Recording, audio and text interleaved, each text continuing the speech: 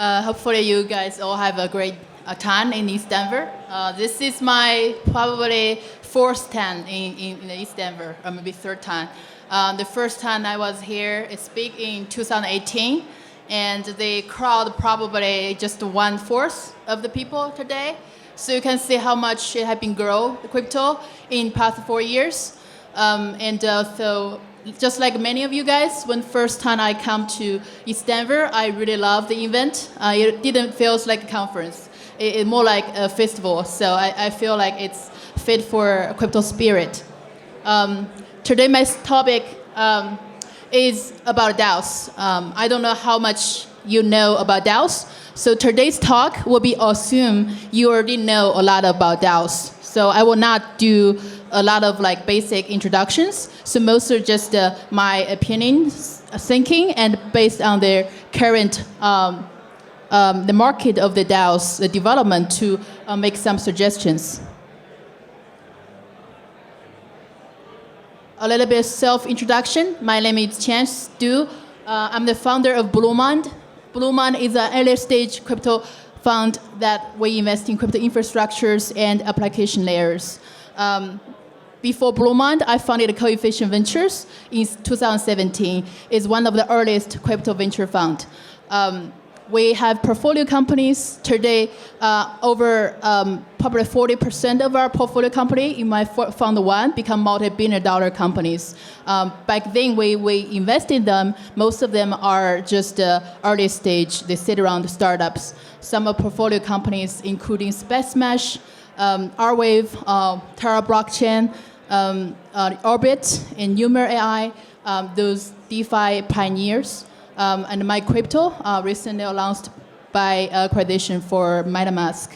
And recently, as Bluemond, we invested one DAO infrastructure project called DAO Panel, and some neurology-proof, privacy-focused startups. So that's my background. Okay, let's get started. Okay, so what is DAO?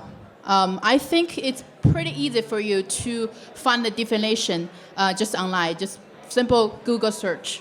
But there's a lot of misunderstanding in definitions because a lot of people will by default think it's automatic execution of smart contracts. It's thinking more advanced level. But actually, I think the key word is two. But right now, mostly we are more in the stage 2, which is I define as the smart contract system could solve specific problems pretty well, just like current AI, artificial intelligence. A lot of people think AI is automatic human intelligence level, but the current stage of AI is not achieve that. Just like DAO smart contract system. We're very early for DAOs. So right now, for current technology and infrastructure, it's good to use the DAO and smart contract to solve specific problems in your projects. For example, like MakerDAO is a very beautiful example for limited smart contract executions. So perfectly with a DAI stablecoin system. But we're not in the automatic execution level of DAO yet, which means a lot of people imagine you can just put a group of people together and people just automatically run things smoothly. That's not going to happen. We have this ideal imagination in 2016 in the DAO, but obviously it didn't work. We failed at the first month, even the project before launch. So that's my understanding of the DAO.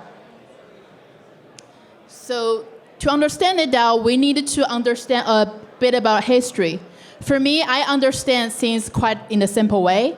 So by understanding history, you can just understanding through multiple projects together. So in my view, I think Bitcoin is the first DAO. Even they didn't call itself a DAO, or it didn't have smart contract system. But it's the true DAO because there is no leader. It's just run by himself. Even the leader didn't exist. It still runs smoothly and grow bigger and bigger every year. So I think that's the true DAO. And then the second is BitShares. A lot of people don't know. It was very old projects trying to build a decentralized e-commerce platform. Actually, MakerDAO was initially trying to build on BitShare, but it didn't work because their smart contract system is not sophisticated enough. So when 2015 Ethereum come out, MakerDAO is possible. So you can see how important it is in our space be infrastructure ready before we can build some validated applications. And then obviously, very famously, a project called DAO. Just like many of you may be inspired by Ethereum or Bitcoin, for me, my personal story for crypto actually was a project called DAO. Because when I've heard about this project, I think it's a fantastic idea could solve the problem of the globalization of coordinate of resources and humans. So I saw the potentials there. So I'm immediately intrigued to crypto space as a whole, and I decided to do full-time join crypto in 2017. In next projects important in Ethereum crypto's history, it's called MakerDAO. MakerDAO was actually conceptualized in 2014, but because I think the technology is not ready at the time, so it eventually launched in 2017 was the DAO, the DICE launch. A lot of important projects in 2017 of DAOs is called Gitcoin. The importance is about Gitcoin was established a model that encourage all the entrepreneurs in crypto, in DAO space, that you build application that's used for ecosystem first, and then launch token. So Gitcoin's success validated a model that we will talk about later, about how to build a sustainable DAO model. And obviously a very important DAO, Malik DAO, created by Amin. But some of the design I don't really fully agree with. I will talk about later. And then there is a very important in 2020, which we have a very big market crash. When Decentraland founding team decided to launch a DAO, so which means the founding team will be officially dedicate their centralized power to community in 2020, which everybody can see today, 2020, 2 years later, Decentraland is still up running and even grow bigger. So we can see in some sense, its DAO model, in some sense, it success.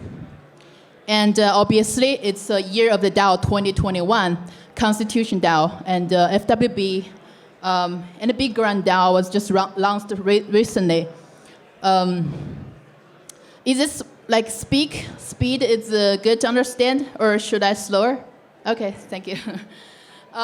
So there are a lot of examples. Those are just a few that I think many people maybe know. City DAO is trying to put lines on chain. Syndicate DAO is trying to build an investment platform. Protocol DAO's platform. Bit DAO is launched by Big Exchange. And then Assange DAO recently. Those are just some of them. I think in this year, probably hundreds, even thousands DAO launched.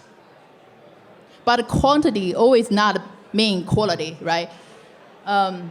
Okay, so in 2021 and 2020, because the infrastructure is mature in some sense, so in part a lot of DAO be created. So a lot of people think the DAO is coming, the year of DAO 2021 or 2022. It's not because random, it's because some of the infrastructure is ready.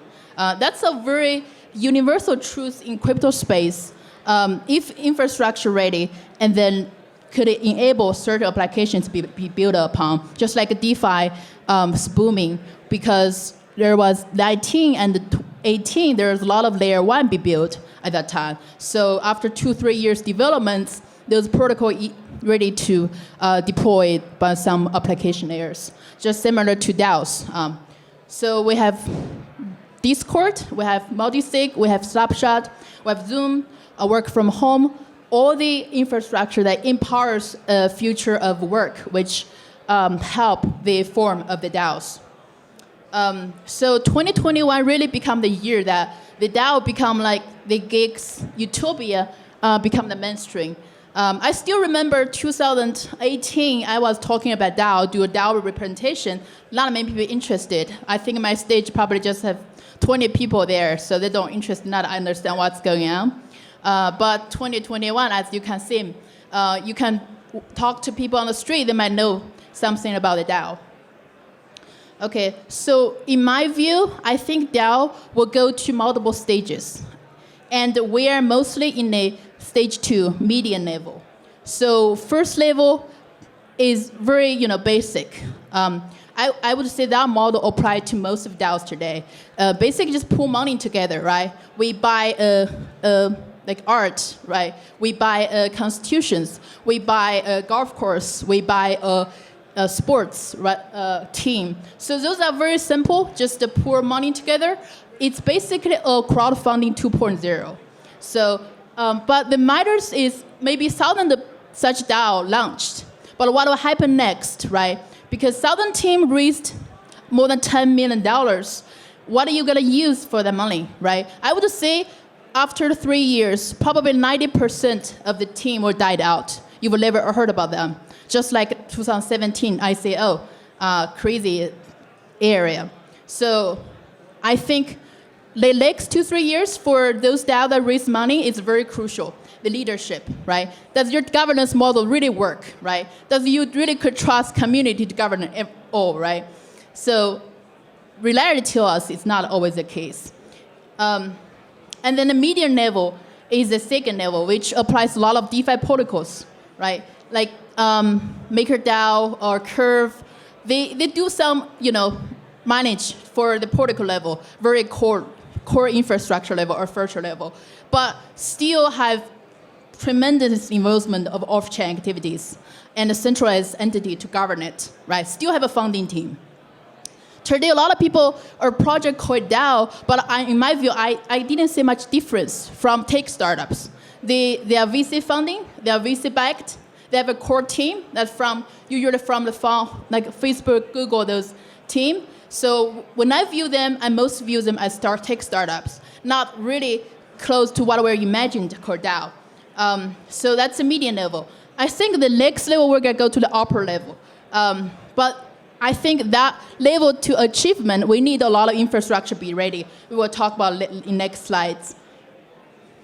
So that level will be, I would say in so many DAOs, MakerDAO is most close to that level. They have very decentralized team forming, and they have the governance model governing the whole DAI stable system and buyback, all the mechanism as works perfectly, because actually it's simple, right? I still believe the most important thing is still based on simplicity. So if you try to make governance model extremely complicated, I don't think it's gonna work. And the next final level will be, automatic state, which today we're understanding the DAO is in that level. But I think that level achievement, it's pretty far away from us, just like the artificial intelligence. Right now, AI could drive a car, could pick up, Amazon packages, could assembling cars. But if you like AI to go to a date or go to hang out with your friends, might have a big trouble there. So there's a few categories of DAOs today. There's one name that I put there. It's called Spec DAO. Spec was in the traditional financial system, it's special purpose acquisition vehicles. So basically, pulled funds together for specific purpose. So that I apply for today's some of the DAO. I call Spec DAO, right? And the first DAO is Grant DAO. Grant DAO is very widely adopted in most of the DeFi protocols. For example, Uniswap, Compound, most of the DeFi protocol have the Grant DAO. And a Venture DAO, a lot of people trying to do a decentralized VC by building a Venture DAO. The very famous example is the DAO. I was inspired to. And a special mention to TRTD DAO is a DAO I will mention last page that I gonna be active as contributor to build a decentralized venture DAO.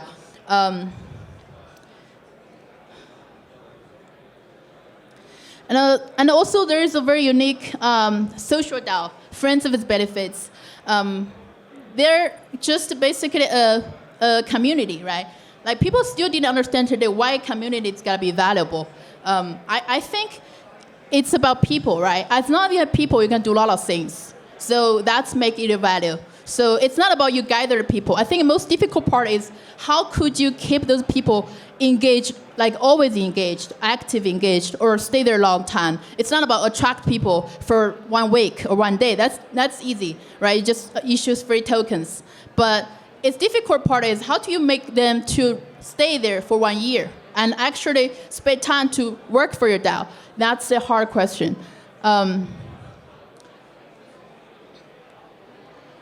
But today's DAO have a lot of issues. As we can see, I point out in the slides.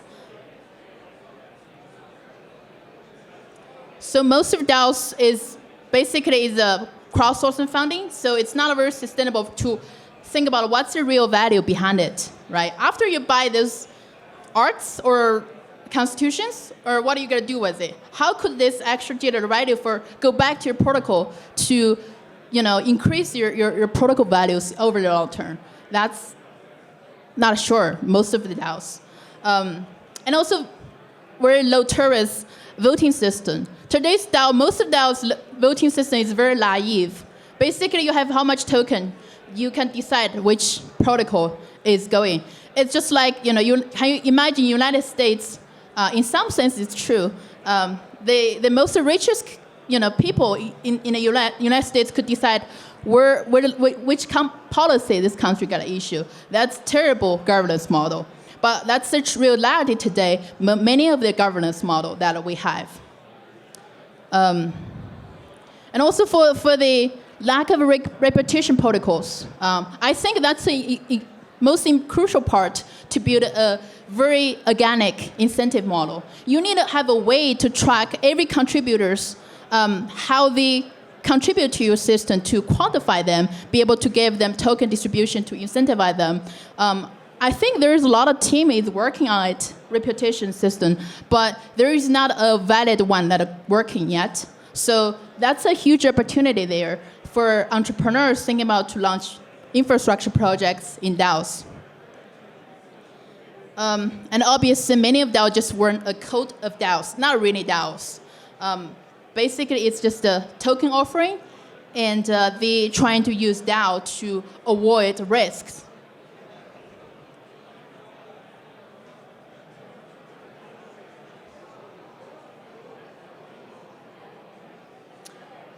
And many founders you can hear today, DeFi protocol, or many founders they decided to leave the projects without actually build a very reliable system or governance model for the project, and then left.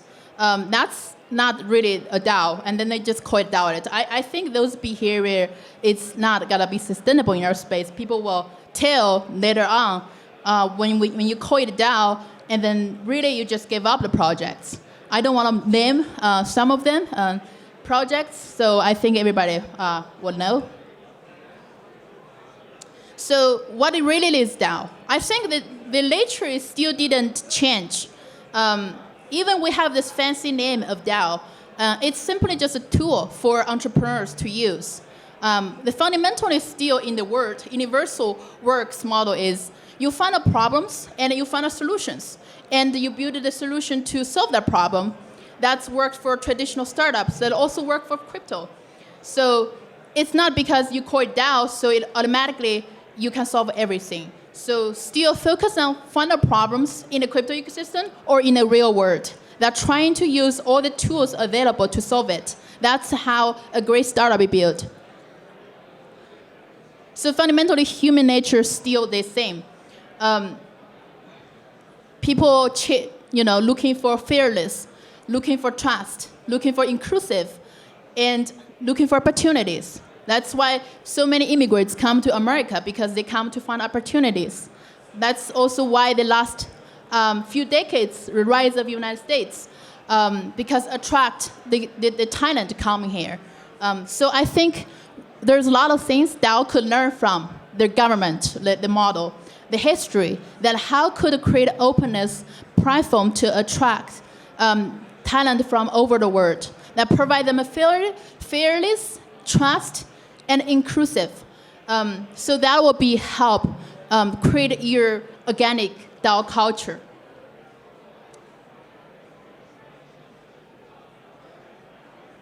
So why DAO matters? Because I think it could make a tremendous impact to the world. It can democratize opportunities. Giving my personal story, I grew up in China. I think I have to make where I am today become two states. But I think the DAO, or future of DAO, in next 5 to 10 years, could enable a lot of kids or youngs or talented people over the world without coming to states could access capital, could access opportunities. Today, there's a kid in Africa know how to code. They can directly work for Uniswap or Compound or the top tier tech startups in the crypto world without coming to Silicon Valley. So I think that's very powerful. And also, many of you, I can say all of you have been through the terrible COVID-19 situation. By watching the news, I felt strongly that because right now all the sovereign state was thinking their own, own positions. They didn't really think in a aligned human perspective. So because those boundary and those sovereign states dividends, so make it very hard to align human together to solve a same human trouble. So I can see here in the next few years, it's possible to create a DAO that to organize, to representing the human perspective, not just representing Americans or Chinese or any others. So I can see that a tremendous potential there for DAOs.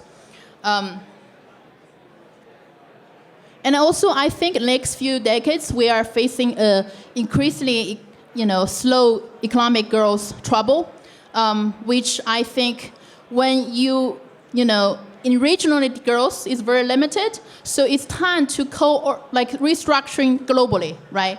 To eliminate those artificial boundaries set by sovereign state, to coordinate human resources, capital resources together to build companies, startups, DAOs that solve different world problems.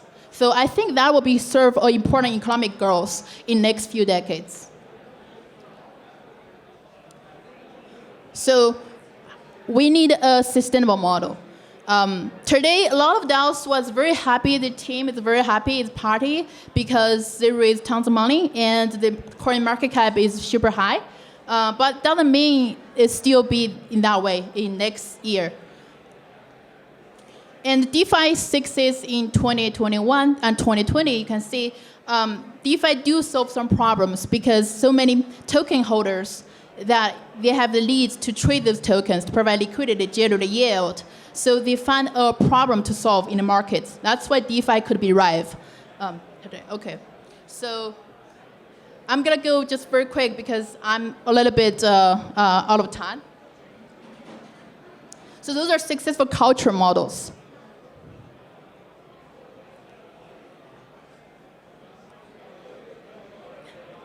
And also some successful governance models.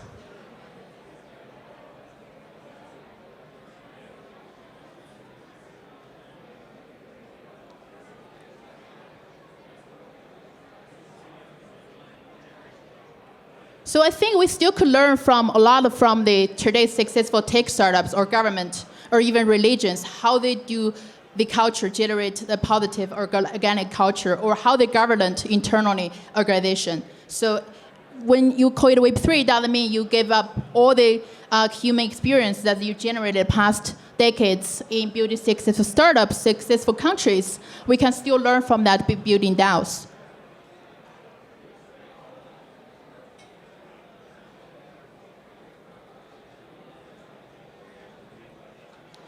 For legal, there is no way that to avoid legal risk, But there is two very important successful model. It's by far is the only probably primary most cases. Those two, Bitcoin and Ether, was not judged as security. So for people creating DAOs, by starting those examples, it's more better to studying other protocols that might you don't know it's going to be investigated in the next few years or not. So by investigating the Bitcoin and Ether, how they structure decentralization will give you a better sense for legal risk of DAOs.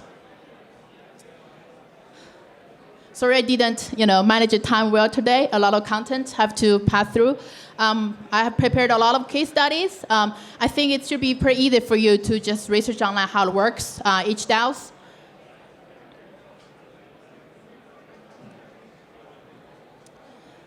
And I think there's a tremendous opportunity in DAO infrastructure space. A lot of people are building DAO tools, but a lot of people building are not the right tools or overlapping tools. So very obvious one, reputation system, AP voting system, which means you have the same token, but maybe certain token have different power, voting power.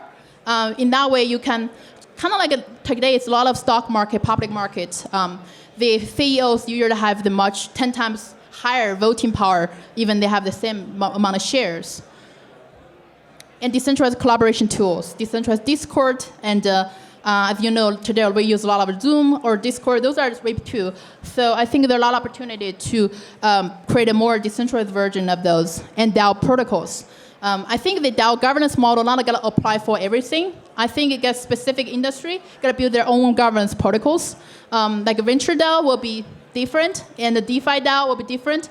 NFT DAO will be different. So a lot of vertical governance protocol opportunity there.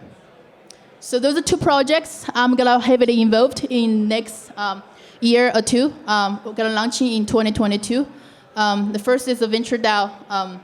Is my pay attribute or aspiration for the DAO. So I call it the return of the DAO. And then there are others, the film DAO. So I think the best way to learn a DAO is building a DAO. So that's what I'm doing it. And my talk, special thanks for those people. I get those opinions. Great resource to learn. Some of the projects I mentioned on the slides are our investment. Thank you.